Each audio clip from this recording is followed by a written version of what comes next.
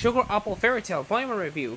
After the death of her mother, Anne Halford is determined to follow in her footsteps and honor her memory, becoming a silver sugar master, a title bestowed upon only the finest silver sugar confectioners that have been approved by the king of the Royal Candy Fair.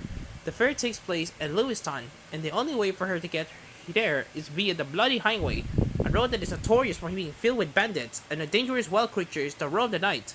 Buying a beautiful but snarky warrior fairy called Chow Fen Chale from the slave market at the nearby town of Reddington to act as her bodyguard, Anne sets off on her journey, where she will face not just rival silver sugar confectioners, but also the injustices and corruption that fill the world around her. Based on the light novel series by Mir Mikawa, this is actually its second manga adaptation, with the first being short-lived, having been released during the early stages of the story. With the anime adaptation early this year, it's a fantastic time to get this out, and it's very interesting compared to two, as I'll comment on later. The story itself paints an interesting coming-of-age romantic adventure that focuses on Anne as she strives to fulfill her dreams of becoming a silver sugar master, all about trying to deny her developing feelings for Chale. These two makes for fantastic main characters, as they not only hit things off right from the start but are polar opposites of each other. Anne is young and naive, and is frequently taken advantage of by various other characters she comes across, whether that be her friend and rival sugar confectioner, Jonas, or some of the fairies she meets. Charlie, on the other hand, is cynical and jaded, his worldview darkened by the abuse he has suffered at the hands of humans, as well as so far unexplored traumatic event in his past. If you were right at the very start of the adventure, there's plenty to grow here for both of them as individuals, and their relationship as their opposing personalities clash continuously. Anne tries to treat Chow like everyone else due to her belief in treating fairies as equals, but it takes time for Charlie to begin to trust her true intentions with this, often trying to steal his wing back from her, with both humorous and moving results. The pair's tag-along, a fairy called Mithril Leadpod, also often gets in the way with some draft antics, which works quite well to break out the tension to some of the more serious scenes. But the majority of these are more about trying to make both of us and Anne understand just how crooked the world really is. There's some surprisingly nice action in here too, which allows Charlie to shine as Anne's protector, slicing and dicing both menacing bandits and killer crows. Is definitely the former where this truly shines strong, as there's some excellent world building throughout this volume. It always something interesting to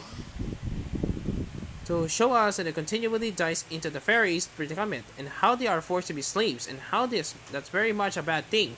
A point often a reinforcement most of the people that they met being the worst of humanity. There are a few good eggs here and there, John. Like the innkeeper who allows and to take her fairies into the main pub, something is very much never done due to racial segregation. Where things get interesting is in its pacing and structure, which is where it failed. Rather different to the anime adaptation, despite the two conveying the same content. The anime places more information up front and immediately sets the scene, while the manga has its more interwoven throughout the story. Jonas isn't introduced until we see him in the Bloody Highway. For example, Anne's motivations for becoming a silver sugar master are a review until later in the volume. I think either approach works, it's just that the abrupt start make the first manga chapter a bit more difficult to get into as you trust into this fairy world without really knowing who or what you're supposed to be following. The art drawing is really nice and fits the shoujo genre well, putting a lot of focus on the characters' emotions, expressions, and interactions. And great seeing Anne blush, hump, grimace, and smile during her adventure, as is her emotional range that really draws you in, or to give you a chuckle at her exaggerated reaction to something that either Charlie or Mitchell Pod has done. Character designs can initially feel a little inconsistent, but solidify over the course of the volume.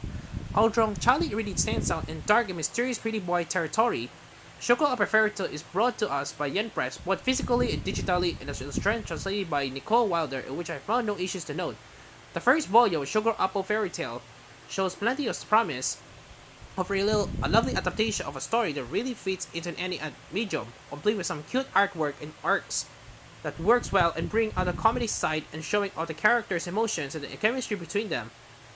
If you be enamored of the anime adaptation of one another perspective, or you're just getting into the series for the first time, then highly recommend checking out one out. A review copy from the Press is supplied by Diamond Book Distributors UK, 8 out of 10.